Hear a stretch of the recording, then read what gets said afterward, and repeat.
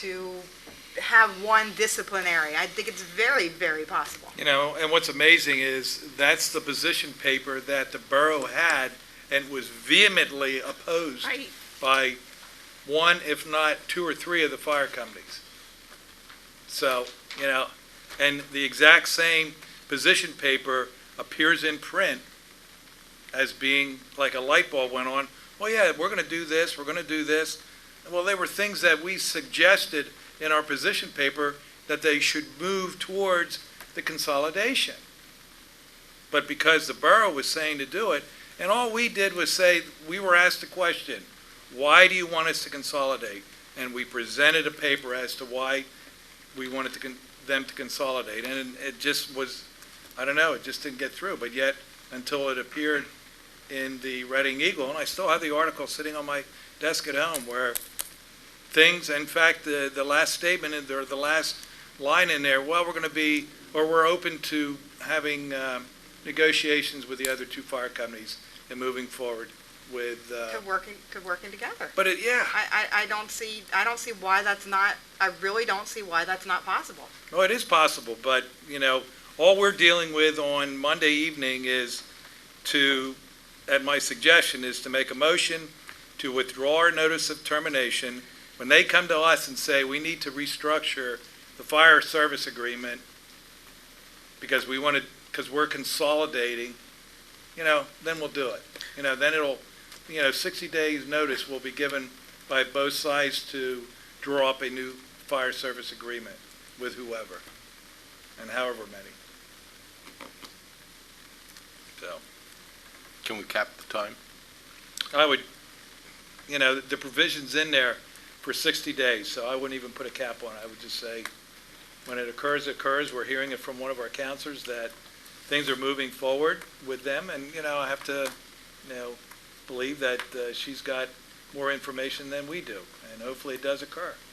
Well, just on my own information, it appears we have two groups trying to work together. Two here and two here, and I would certainly like to encourage that. But that doesn't mean that all the progress they've made should be dissolved and they can go be four little spoiled boys again. Right. They got to keep moving forward. I mean, and the one thing that I, was, insistent upon, and it probably will never happen, is breaking away the social clubs' use of water and sewer being paid for by the residents of this community, the ratepayers. Mm-hmm. I have no problem supplying the firehouses with water and sewer, but to have a social club receive those amenities, and I mean, I got bashed by people, that's a right for them to have that. Well, all I'm trying to do is save the ratepayers some monies. I'm not denying them water and sewer, and it could be, according to Doug, it could be changed over very easily with a meter to the upstairs. And the same with any of the other fire companies too. But to that argument, Steve, I mean, it doesn't matter how they do fundraisers, whether they're doing car washes or whether they're selling soda or whether they're having spaghetti dinners. The money that the companies fundraise go back into the community and back into the fire companies. So what's the difference if you're having a spaghetti dinner or if you're selling a legal substance? Well, the thing is, though, not everybody receives those amenities in the borough. It's just maybe certain groups. And I'm not saying that the fire companies aren't doing things for the community, but not every resident is receiving those amenities. However, every resident does pay a fire tax for fire protection, whereas their fundraisers that they do, car washes or whatever it may be, it may go to a school group, it may go to church, it may go right, to exactly, but it's not seniors. going to every resident in the community. But that's we're starting to rehash again, getting back, and that's something that'll never happen. I mean, the Phillies will continue to receive free water and sewer, and I accept that. And the rest of the community has to accept that. I foresee a lot of fundraisers coming through to North End in the near future too, and because they have a banquet hall, they really have a lot of opportunity there to do a great many fundraisers of different sorts, and I see that coming in the very near future. But there again too, to put that pressure on a fire company to do fundraising is unfair. We want them getting training and learning firefighting and doing firefighting. Well, then, now that you mentioned that, I want to mention that North End has recently completed 28 hours of additional training. They've had 4 volunteer members on per call and 17 hours on emergency scenes. That's good, and that's what we want them doing. But, selling hot dogs and doing car washes to try and buy some equipment, those days are gone. Oh, no, I agree with we're that. even buying, we're paying, there isn't any of the fire companies, I don't think, that could afford to buy a new fire truck like the borough is purchasing, and we've realized we're going to have to do that from now on. We're going to have to buy the new equipment. Sure, but They can't fundraising afford is a more than $800,000 truck. Yeah, fundraising is more than just a responsibility of buying equipment. Fundraising is getting a lot of community involvement. So it's not just, hey, you're pressured to do this to buy your equipment. I agree, they can't possibly, in this day and age, fundraise enough, and that's going to bring us to our next topic.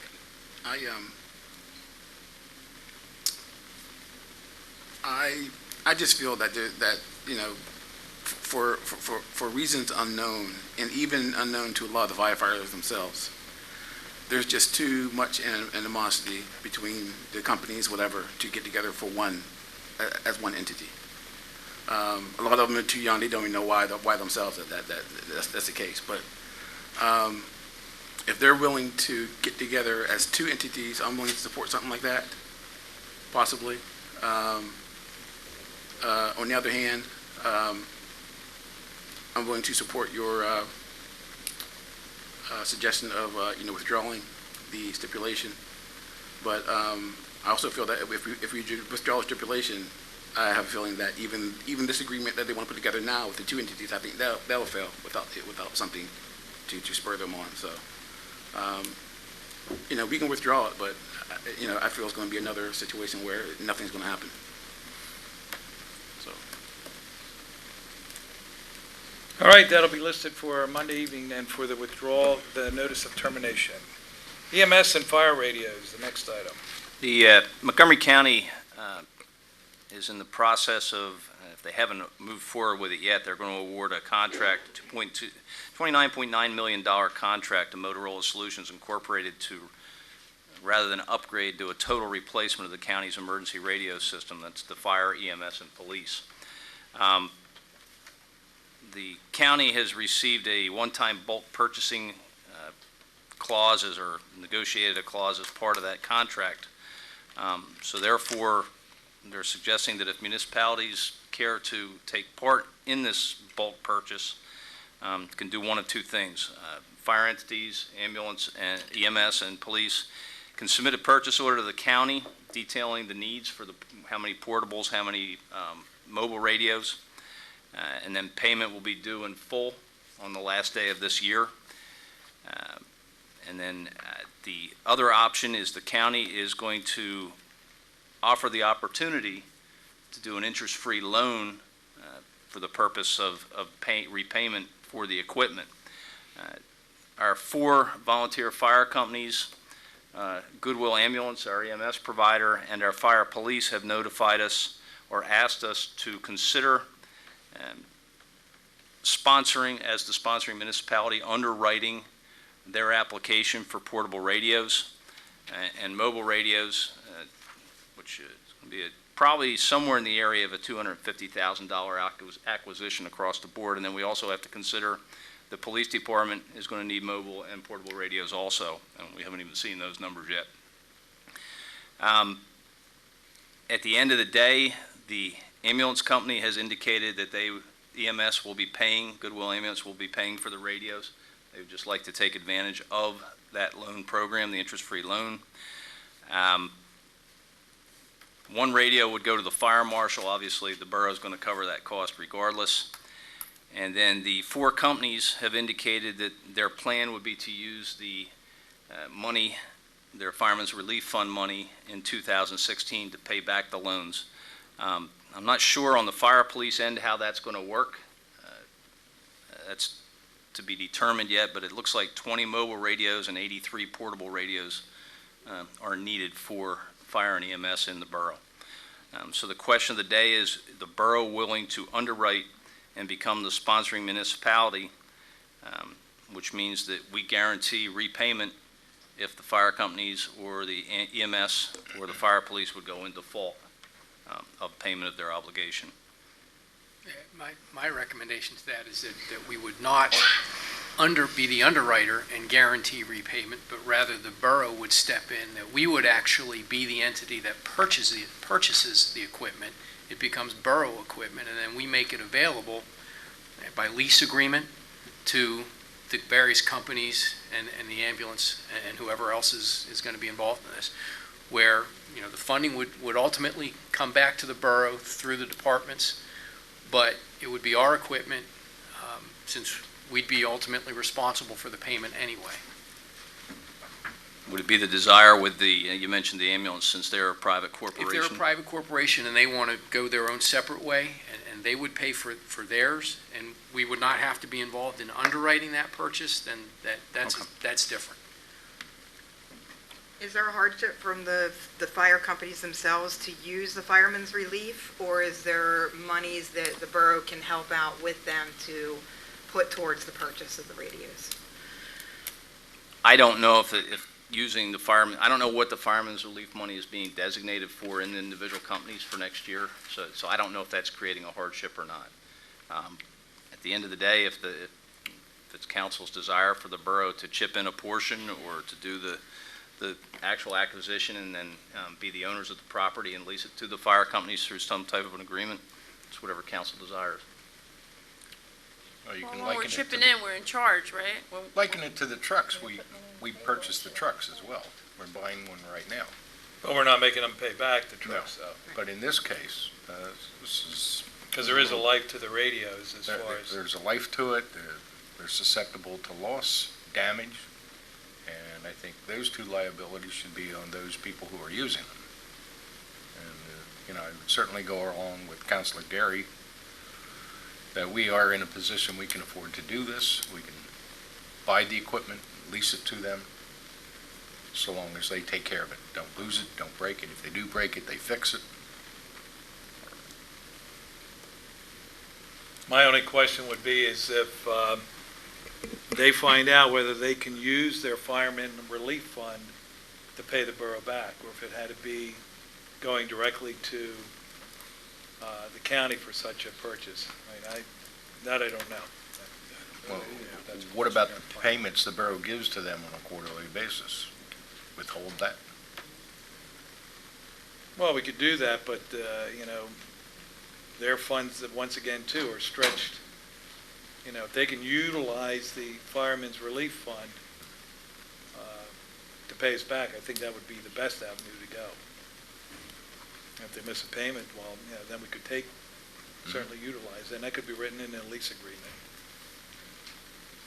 Okay. Any other thoughts? Is this ready for formal action, or is just what's coming down the pike at some point? The only concern is that if the decision is made to take advantage of the interest-free financing, the county has to be notified by October the 1st. So that's the only hiccup. If it's going to be a full cash acquisition, then it's notification with a purchase order and payment by December 31st. So we should make a decision Monday. Be wise. I would still like the borough to consider whether it's the borough purchasing them and doing it through a lease or another way to at least put some money towards helping them and not expecting whatever $250,000 from the Fireman's Relief Fund if the borough is in a position to do so.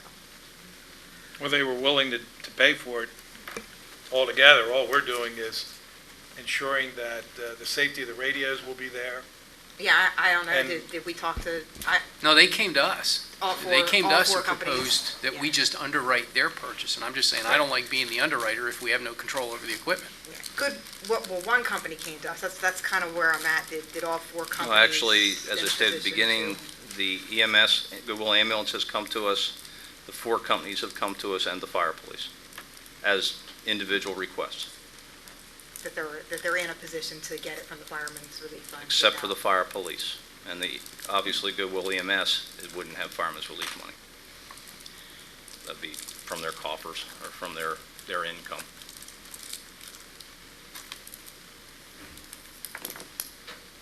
Okay, it'll be listed for Monday evening. All right, number 15, the renaming of Cross Street. I guess this is you, Mayor? Rev. Bishop Debnam, if you can come forward and present the case on behalf of the family and community. Mind if I sit? You may sit, and sorry it took so long. The evening has been well spent. Would like to thank council for the privilege to have audience with you on the matter that we consider to be so delicate for a man of such great honor in our community. In the last couple of months, there has been some discussion about perhaps honoring Mr. Newsdale Marable by way of renaming the park at Washington and Walnut Street. And there was much discussion with the community and with the family, and we somewhat reject that, simply because of the magnitude of the individual in whom we want to honor. His work was not minimized to a street corner of Washington and Walnut, for I myself had, in the early 80s, worked with him. We worked together and going to Boyertown School District, and were able to have them close their school for Dr. Martin Luther King's birthday, as well as going to Pottsgrove School District and having them close it. There were occasions that he had gone to corporations as far as like Superior Tube and even beyond the vicinity of Pottstown. Mr. Newsdale worked as an agent for love, equality, and he stood for justice for all.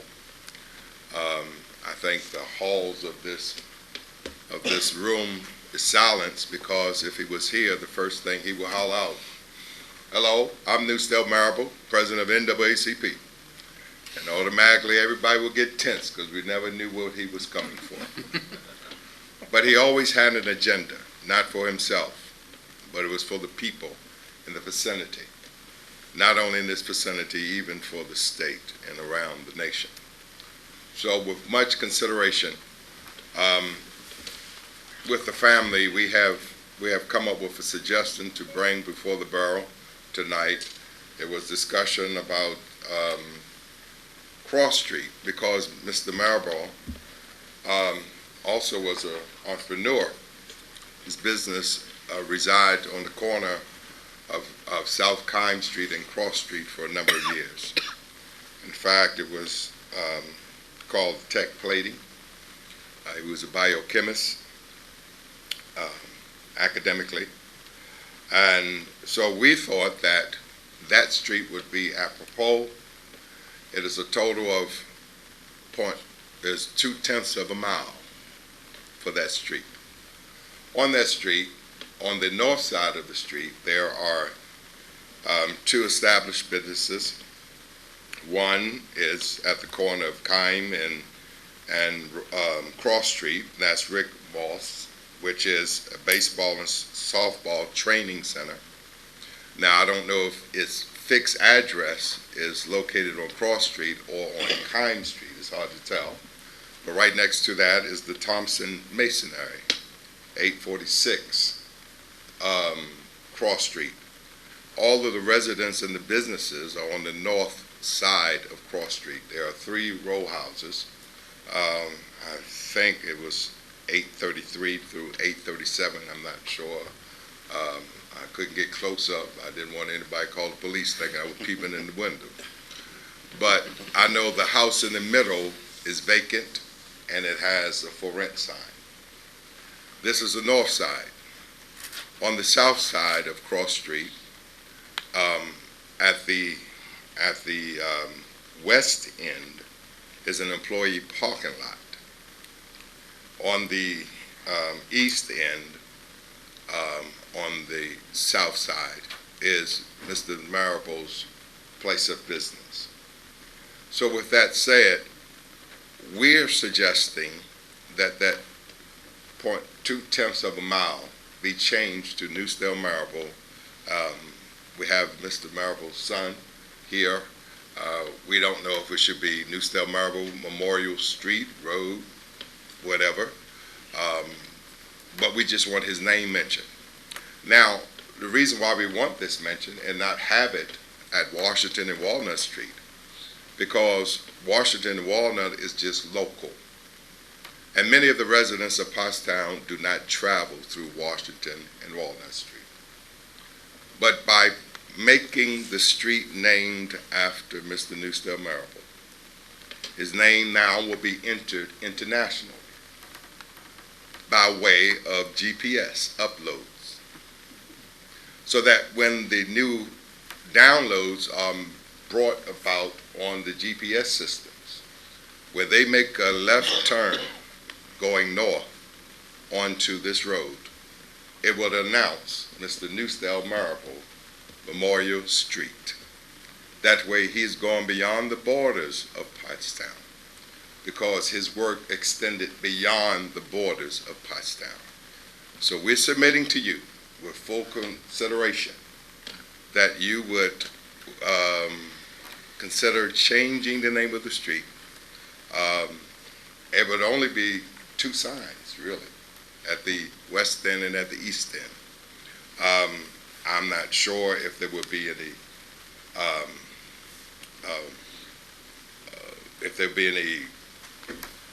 contrite reaction to this change with the businesses there. But we really believe that it would be minimum amount of change. If we could name alleys after people,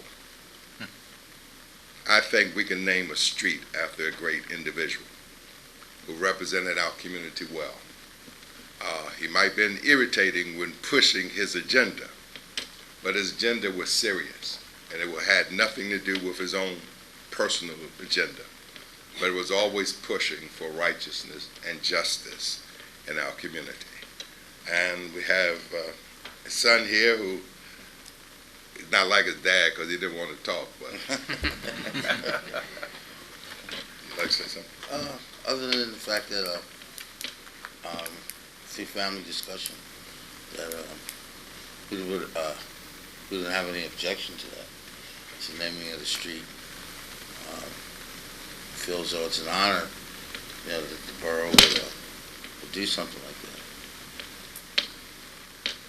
Before I open it up to council for questions so far, I'm going to ask our solicitor, and he may not know at this time, what's the process legally in doing something like this? Because I'm sure it gets involved in doing it, and not having been a part of renaming a street, I have no idea. Well, from your end, it would be really an ordinance change to designate the name of the street, but I think there's more practical implications with respect to post office and other things that would have to be looked at. Certainly, since there's so few addresses on the street, it would certainly make it much more easier and less complicated to consider to be doing that. So I think I would ask that the manager, if council's inclined to want to consider it, just have the staff, the police department, public works, and my office look into the implications of it. And again, don't want to speak that it's either difficult or easy, but certainly under the circumstances you described, Bishop Debnam, it doesn't seem like it will be an insurmountable task to get accomplished. Thank you. Now I'll open it up to council. Of all the roadways in the borough, Cross Street, I mean, because his business was there, is that what drew your attention to that area? Yes, because his business was there, I think it'd be a great honor. And then also we thought about the complexity it would be if we would change another street in the borough. Because it was limited housing, limited as far as businesses, we thought that would be sufficient. I mean, of course, if you would suggest another major avenue, we would take that too. But at this time, as an alternative for Washington and Walnut Street, which I thought we felt would do a dishonor for the greatness and the scope of that this man had presented to us over the years. I think your idea is appropriate. Thank you. Thank you so much. He spent many hours on Cross Street. Many hours, many hours. I would just recommend, even though there's only a few people being affected, that we consult with the residents that are there and the businesses. Well, we understand there's a process that must take place. And I hope in the future too, because it's something you said, a man of such great honor, that maybe there's some app that when somebody would pull up the street name, if it could give some information about who that man was, instead of just a name. Well, may I suggest, because you seem to be so technically savvy, To come that up with perhaps that. that'll be your assignment. And then for all the name streets too, so they can all get, everybody can know who's who. Well, I just don't want him to be forgotten in just the name of a street. And that's why we want the name, so it can go into GPS systems, so that the name, whenever it's mentioned.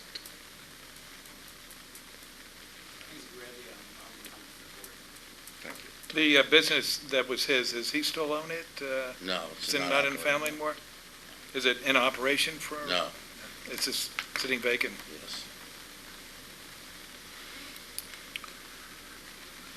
So from what I'm hearing, I guess Monday evening we'll have it listed for staff to move forward with the process on renaming the street to Newsdale Maribel Memorial Street, or Yes, I think Memorial will be perfect.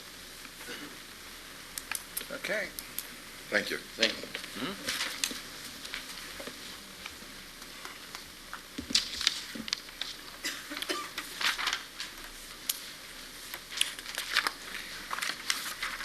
Okay, we're up to the Sester Centennial Time Capsule placement. Up until last Wednesday, I had no idea that the 250th year was supposed to be called the Sester Centennial, and they never, I don't think that it was always known as the 250th Anniversary Committee. They never called it the, so that was something new that I learned. I went on, Googled it, and 250th year is the name for it. So the placement, and I'll turn this over to Mark. So there's discussion, as you're all aware, as we stood in front of Borough Hall today to get the photograph taken for placement in the Sester Centennial Time Capsule that will be placed in the ground. Do you recall the date, Erica? Placement of the next time capsule? Sometime in October, middle of October. Yeah, October or November. There's a request to eliminate the problem, I don't want to say the problem, but the complication that we're having with the current time capsule and the fact that it was interred or buried on private property, not borough property. It's resolved, but nonetheless, we've had to go through mensurations that we really didn't need to if we had it on borough property. With that said, the committee has asked for permission to place the Sester Centennial Time Capsule in the concrete pad in front of Borough Hall, requesting permission to dig it up, put the capsule in, and replace it. Now, Doug, you said there are some capsules already planted there underneath that, behind the marquee, the date plaque, but there's nothing in the We concrete. have nothing in the concrete now, but that wouldn't be a problem. There's really nothing under there. There's no conduits or pipes or anything. No water. No water. Like everywhere.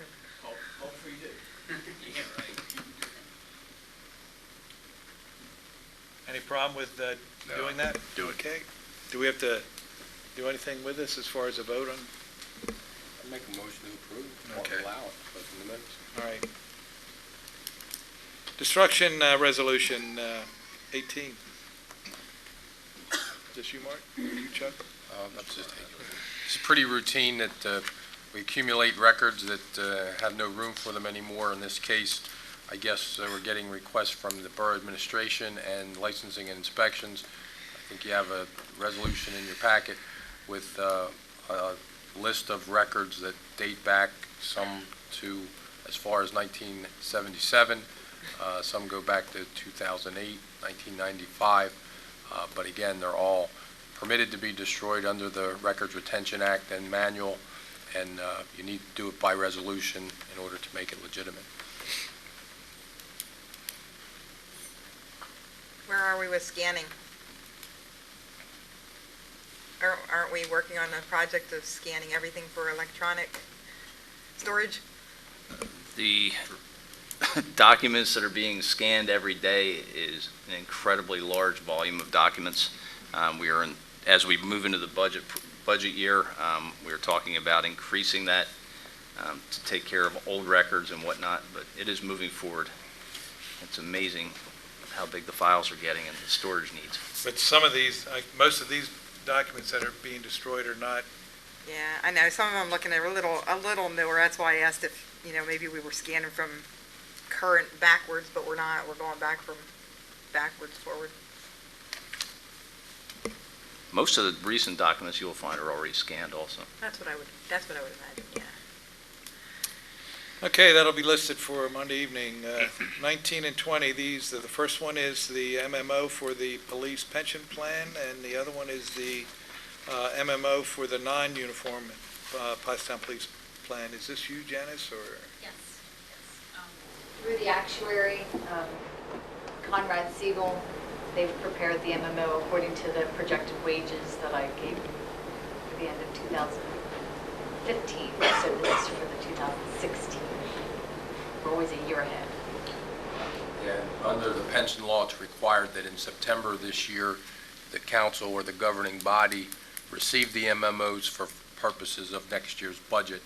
And just for purposes of numbers, the MMO for the police pension plan for next year is $903,774 as calculated by the actuary, and the MMO for the non-uniform employee pension plan is $295,277. And again, that is the borough's obligation to contribute to the fund to make it actuarially sound. Just so I think everyone's aware that all doesn't come from the borough money, because state aid comes in and we receive money from the state to offset that amount. And there's also contributions made by the members as well. So again, that's why you're having it here, and all you need to do is make a motion to approve these resolutions that you've been provided with these MMOs for 2016. Any questions? Okay, those will be listed. Halloween Parade, October 28, 2015. I guess they're asking for permission to close the street and... That is correct. There is a request to close High Street for the Halloween parade route for October the 28th. And this year, they have also added a request that if it rains and the event does not occur on the 28th, the council let the parade occur on the 29th as a rain date. Any questions? Okay, this will be listed. The next one is, I guess, you, Mayor, designating the night for a trick or treat. I believe that was Halloween and it's 6 to 8. Is that, we have to vote on that, or can the mayor just? The mayor's designated. So that will be taken care of with the mayor. Board vacancies, we have one for the EAC. Human Relations, we have one 5-year term. That's up. And the Codes Boards of Appeal, we have one 3-year term and an alternate. Any of these? How about the Codes Board of Appeals? No one came forward? And the people that are on there don't want to re-up again? Okay. So if anyone's interested in being on any of these boards, contact our administrative assistant. Zoning, 304 North Charlotte Street, Dr. Alexander Zarek. This is your ward, Dan? Pardon? This is your ward? It is. Comments on it? I don't think we should send any comment to the zoning. Okay, just let it go through? This had, I think, appeared once before. It does. The ordinance has changed over the years, and the requirements today, no permit for an apartment in the first floor. And they're claiming hardship because of space, et cetera. So it'll just go pass on through. And the next one is home occupation regulations. I'll take this. I think at the last meeting, as a recommendation from the Ad hoc Zoning Ordinance Review Committee, we discussed the fact conceptually that the committee was working on changes regarding the regulation of home occupations. The existing regulations were rather sparse and frankly had not been looked at or updated for a number of years.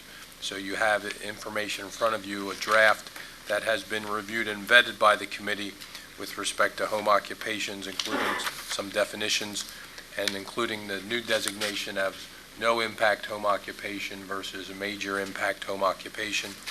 And if council is inclined to want to move ahead with a public hearing on this ordinance, we would still have time to advertise the ordinance and provide appropriate notice, and it could occur at your October meeting, but we're very close. So if you're inclined to move ahead with this, would need a motion Monday night, but to let you know, if you are inclined to do it, letters would have to be forwarded as early as tomorrow or Friday to get the ball rolling if you want the hearing to occur next month. Is there a particular reason we need to rush to get the hearing in next month? No reason, as far as I'm concerned, other than it's been vetted through the committee, and again, if you want the ordinance to be updated, we can do it, but it's up to council.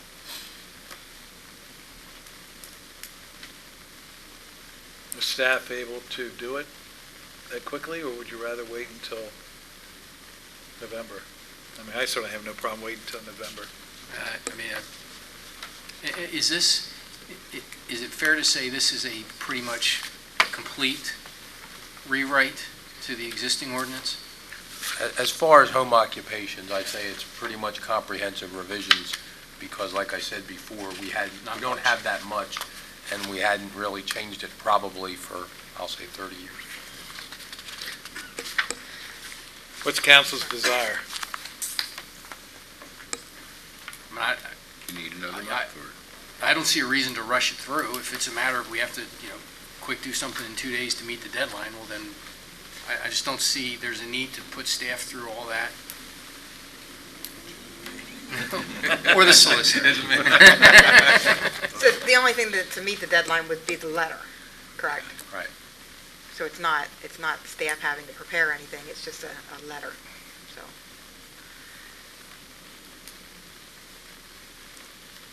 What's council's desire? I wouldn't rush it.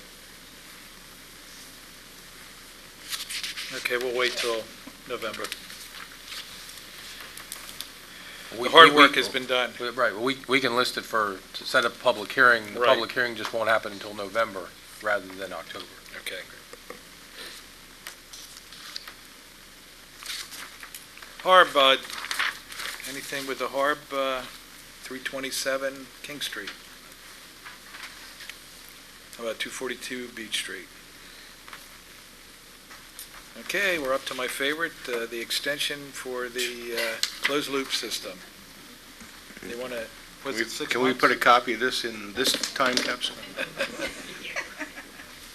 appears that there are still some issues with getting right-of-way, and they do not believe, they being traffic planning and design, do not believe that the project will come to fruition before September the 30th, when the agreement is scheduled to expire. With that said, they are requesting an extension with a new expiration date of March the 31st, 2016. They have assured us that it will move forward. Assured Well, tongue-in-cheek. penalty for breach is... No, there are no liquidated damages on this one. Unfortunately, it's not traffic plan design, No, it's it's not not. their fault. It's, Quite frankly, it's difficulty that PennDOT's having in getting right-of-ways squared away with some of their changes. They actually had to do some property takings, eminent domain, on a couple small parcels. And I believe right now, there is a PUC hearing that's scheduled to be, it was continued, and it's scheduled to begin again very shortly in regard to the Norfolk Sutherland crossing on Hanover Street. So once they get through those issues, there is a belief that it will go out to bid in the spring of 2016. However, Mr. Yerger's back there shaking his head, so I'm not sure. The ribbon cutting will be at the sesquicentennial opening. I know I won't be. Okay, comments from citizens present. I knew I had somewhere. Arlene Billman. That's me. And the next time I'm going to say something, I guess I have to be here at 6 o'clock. This is new to me. I've never done this, but I've got some complaints. Wednesday, the citizens' comments occur at the end of the meeting, and on Monday, at our voting meeting, they occur at the beginning of the meeting. Okay, my first complaint is, I'll have to sit down because I'm handicapped. I'd like for the council to get me straight on what commercial and residential is. I have a home at 121 North Adams Street. Nobody is in it, but I own it. And plumbing business bought 117 and 119. Okay? They have their business there. They have 3 and 4 trucks there. The backyard looks like a pig pen. If I was ready to sell 121 Adams Street, it pulls everything down. Is that a commercial zone or a residential? That's all I'm asking the council, because Marie downstairs isn't giving me no kind of answers. None. Keith, anything you want to? Listed as a residential area. The gentleman did come in. He was notified that he has to apply for zoning approval. We're waiting upon the application to come back. Well, how long is that application going to take? It's been over a month. We were just notified the past week of this. Oh, you have? And myself, yes. Well, I think Bill Sharon took pictures a long time ago. We'll make sure we look into it, ma'am. What else did your other complaints? You know, even there's a fence up, my fence. When they cut the grass, they don't trim around theirs. It looks like a pig pen. But yet, we're supposed to keep our properties up. Like I said, nobody's been in there for 5 years, because my baby brother's been dead 5 years. But I still own the house. Rent it out. People don't know how to take care of houses when you rent them out. That's why it's not rented out. My next question is the rental license application. In the last 3 years, I've been getting a rentals license. It's not rented out to nobody. I do not live there. I made the mistake by telling the woman downstairs when I paid the water bill one time. She asked me if I lived there, and I told her no. My mother lived there. I pay the bills. I pay the water bill, the taxes, and the electric bill every month. When the water bill comes out, no trash, no water, no sewage, but I have a bill that the borough sends me every month. Is there anyone living in the property now? Ain't nobody living in it. That's why I'm getting ready to sell it, but I can't sell it with the pig pen next door to me. Well, that's something the codes again can address as far as the property maintenance on the property side of you. You know, who takes care of rentals? I keep mine up. You got rentals, apartments down on Charlotte Street and up on Charlotte Street that are empty. Do they get these rental applications? If it's a rental property, I'm sure they do receive them. Well, they look like pig pens. Well, our Because codes, I walk the streets. I take a walk every morning. I'm out in the streets by 7 o'clock. I walk down Charlotte Street, down Beach Street to Franklin, up Franklin to East Street, back and around. and some of the rentals look like pig pens. And I also walk and I take pictures and I send them to our borough Oh, I let manager. Bill Sharon know when I find something. I let our borough manager know. I let Bill Sharon know. I know Bill. We're very good friends, and I let Bill Sharon know. And I've also let him know about them 2 houses down there on Adams Street, and he took pictures of them. And One of the ma'am- other things too, ma'am, I should have said at the beginning, you have a 3-minute time limit. Oh, I'm done. I sat here Okay. this long because I wanted to say what I had to say, Oh, okay? I appreciate it. I sat through your service. Now I'm complaining. Now you're ready to go home. No, Is the borough going to do something about? our codes director said that he would take care of your issues. Well, I do appreciate it. Ms. Billman, do you have a phone number that we could put on here? So, My telephone number? yeah, if you could just write it down for Oh, us. it's unlisted, but I'll give it to you if you Okay. want it. And some of these are issues that, not for this particular individual, that we're addressing through the rental registration and all the things that we're doing. Right. So this is an issue that we know is out there, and we're trying to We'll have address it. Mr. Place, our Director of Licensing and Inspections, give you a call tomorrow. Give me a call? Mhm. Oh, I appreciate it. All right. I'll be home. At my age, I ain't got no job but to stay home. You have a good night. You have one too. But if I don't hear from him tomorrow, I'll be back up here next week to see. You'll hear from him. That's a promise. That's a promise. You're right, that's a promise. You want your taxes and stuff. I want to know if it's a residential or commercial. And if I can get rid of that house. Okay, Councilor's general discussion. Councilor Kirkland. Councilor Gary. I want to just remind everybody that school's back in session, so when you're, out driving through the borough, watch out for kids. And, watch out for kids in 2 ways. Certainly drive carefully and be aware, but also watch out for our kids. If you see something going on that isn't right, that is posing a danger to our kids, or if it's our kids acting up, say something. Don't just put up with it. And also, just want to do a little bit of reading for you. In the immediate aftermath of the attacks, President George W. Bush proclaimed Friday, September 14th, 2001 as a National Day of Prayer and Remembrance for victims of the terrorist attacks on September 11, 2001. And a bill to make September 11th a National Day of Mourning was introduced in the U.S. House on October 25th, 2001. The bill requested that the President designate September 11th of each year as Patriot Day. Joint Resolution 71 passed the House by a vote of 407-0. The bill passed the Senate unanimously on November 3rd. President Bush signed the resolution into law on December 18th.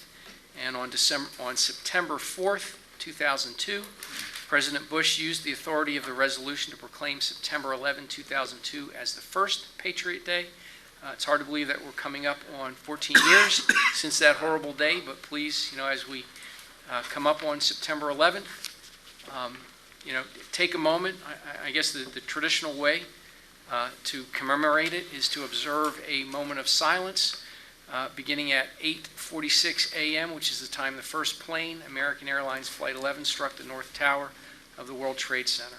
And it's one of those, many of us have, parents or aunts or uncles or, grandparents that always used to talk about remembering vividly where they were when Kennedy was assassinated. And I think, unfortunately, we all have one of those occasions now. Probably every one of us can remember exactly where we were and what we were doing on September 11th, 2001.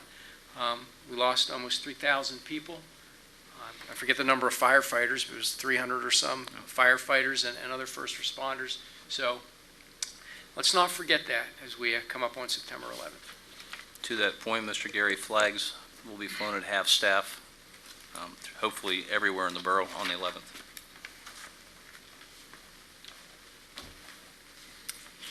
Councilor Wynn. Councilor Proxel. Nothing. I enjoyed getting dunked for Cheryl's fundraiser, but a couple weeks ago. But other than that, that's about it. I'm looking forward to the opening of the time capsule on Sunday. Councilor Cole.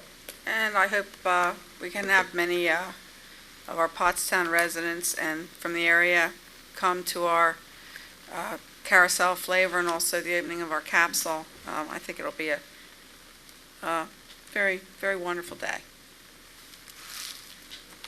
Councilor Miller? I have a couple things. First, I have a few people I want to thank. Brent Wagner from our Animal Committee for bringing his family and participating in the Pet Fair fundraiser at Manatoni Green Mini Golf.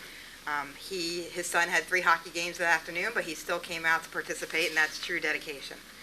Although he was unable to sink me, his son has a great arm and did. So I want to thank also my dunking participants. Counselor Proxel was a very good sport. Charlie Pierce and Joe Logan. We had a really good time, and we raised $300 towards the Pet Fair expenses. And Eric already mentioned this, but please remember to come out to Memorial Park on Saturday, September 19th for the Pet Fair from 9 to 3. We have some new things this year in honor of our 5th annual Pet Fair. We have pony rides, and we also have a photo booth for you and your pets. And then, of course, we have some of the traditional stuff, so come out and see Corporal Hatfield and Cato's Canine demonstration. We have alpacas, music, storytelling, food, lots of rescue organizations, and a whole lot more. And don't forget, Affordable Spay and Neuter will be there from 9 to 1 giving rabies vaccinations at a cost of $10 apiece. Madam Mayor? Just about the street sweeping, it's a very positive thing, but I would ask the borough manager, could you explain the benefit of the grit? That's another tangential benefit, and, you know, some people are dissatisfied about the nature of the sweeping, but there's more to it than just The street sweeping, Madam Mayor, for our purposes, I've heard a lot of the frustrations over the fact that it's not removing leaves. It's not a vacuum cleaner. The purpose is, the main purpose is to remove the grit from the roadway, as you stated. The grit is the deposits from last winter and through the summer, stones, the dust, that if left unchecked ends up in our storm sewer system and ultimately in the Manatoni Creek or the Schuylkill River, which causes problems not only for us, but our friends down the river. And it, as you heard earlier, discussions about water quality, it has a major effect on the water quality of what we allow to go back into the Schuylkill River from our streets.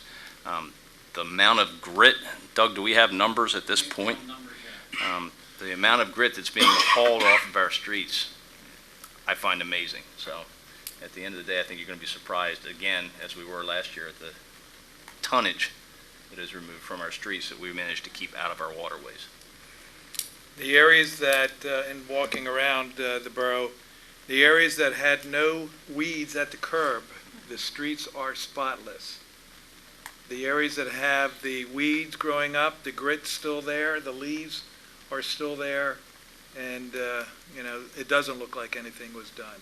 So, once again, the street sweeper is not a weed eater, and unfortunately, my plea went unheard. So, to those of you who did clean up, I thank you.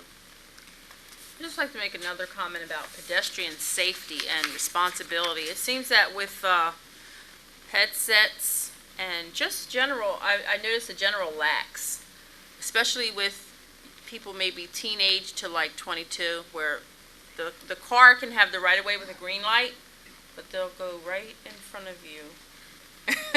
So I don't know if this is an education piece that's missing because everyone's assuming their safety and not taking their side on the responsibility end, but that's something I think that we should revisit, and maybe in the middle school.